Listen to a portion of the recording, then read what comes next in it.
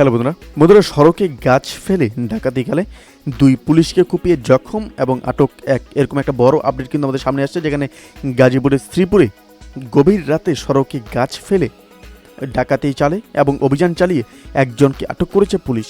রুবেল নামে ডাকাত দলের ওই সদস্য পুলিশের টহল গাড়ির নিচে চাপা পড়ে পা বিচ্ছিন্ন হয়ে আহত হয় এবং এই সময় পুলিশের 2 সদস্যকে কুপিয়ে গুরুতর আহত করেছে ডাকাত দলের সদস্যরা।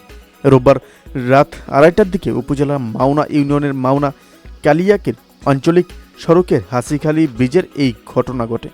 বন্ধুরা, আহত পুলিশের সদস্যরা হলেন কনস্টেবল মোহাম্মদ রুহুল আমিন এবং মোহাম্মদ সেলিম। তারা দুজনেই শ্রীপুর থানায় কর্মরত। অপরদিকে আটক ডাকাত দলের সদস্য হলেন সাইদপুরের জাজিরা উপজেলার বড়কান্দি গ্রামের আব্দুর রাজাকের ছেলে রুবেল মিয়া। বন্ধুরা, পুলিশের অন্য সদস্যরা টহল গাড়ি নিয়ে ধাওয়া দিলে ডাকাত দলের সদস্যরা দৌড়ে পালিয়ে যাওয়ার সময় চলন্ত গাড়ির নিচে চাপা পড়ে রুবেল নামের একজনের পা বিচ্ছিন্ন হয়ে যায়। তাকে আটক করে হাসপাতালে বর্তমানে ভর্তি করা হয়েছে। বন্ধুরা, শ্রীপুর থানা পরিদর্শক তদন্ত মোহাম্মদ সাখাওয়াত হোসেন বলেন যে ডিউটি চলাকালে পুলিশের ওপর ডাকাত দলে হামলা ঘটনা পেয়ে ঘটনাস্থলে যায় এবং সেখান থেকে আহত অবস্থায় 2জন পুলিশ সদস্য দৌড়ে পালিয়ে যাওয়ার সময় চলন্ত গাড়ির নিচে ডাকাত দলের সদস্যের আটক করে এবং তার পা পড়ে যায়।